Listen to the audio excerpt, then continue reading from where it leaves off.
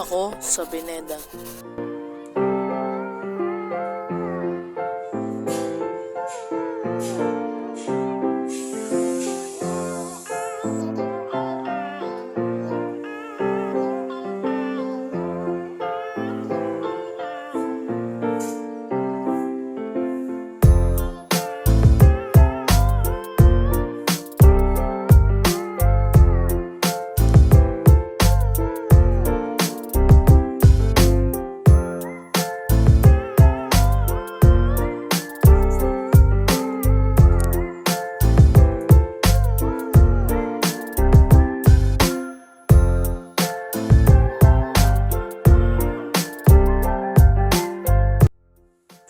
So, pag wala namang ginagawang assignment sa bayan, ginagawa ko lang ay mag-drawing, mag-sketch.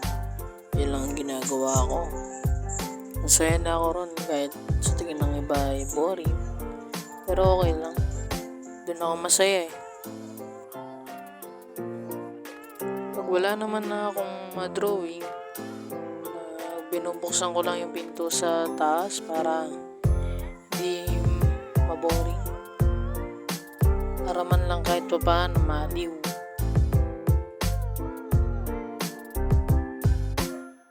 So, ito nga pala yung loobong namin. Ito lang ang bahay namin, yung may mga nakasampay dahil naglaba lang. So, dito ako na buhay. Dito ako naglalaro-laro. Yan, kung makikita nyo guys. So, yan. Yan ako naghahabulan, mga kaibigan ko dati nung bata pa ako. So, ito nga pala yung pintuan namin. Yan.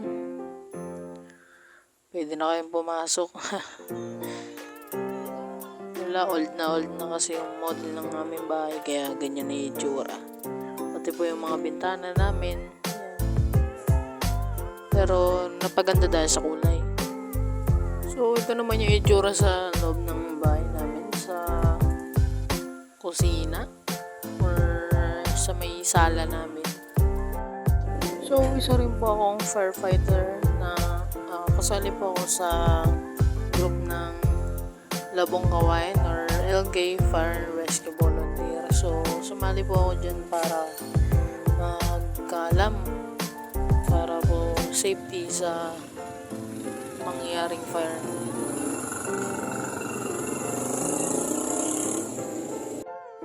So, ang base naman po namin, ang base po ng mga fire truck ng iba't ibang unit. So, ito po ang amin LGU mini tanker. So,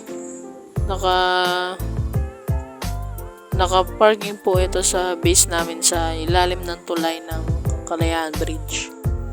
So, ito nga po pala ang aming tambayan, standby pag merong fire. So, tutulong kami para mag-abot ng kanilang bunker. So, sa panahon ngayon, ng mga bata ngayon, ang libangan na guys ay cellphone na. Kasi dati kami, ang libangan namin ay takbuhan, mga taya-taya.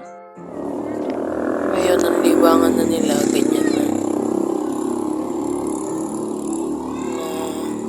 Kung ano-ano na. Tsaka ngayon guys, iba na yung mga ugali ng bata ngayon. Ibang-iba na. Hindi na katulad ng dati. Sumasagot na. So, ngayon ang masasabi ko lang sa mga bata ngayon. Ibang-iba na ugali niya mga bata. Kung makikinig kayo. Kami dati, papaluin pa kami para lang tumino at gumalang. Yun lang. Peace.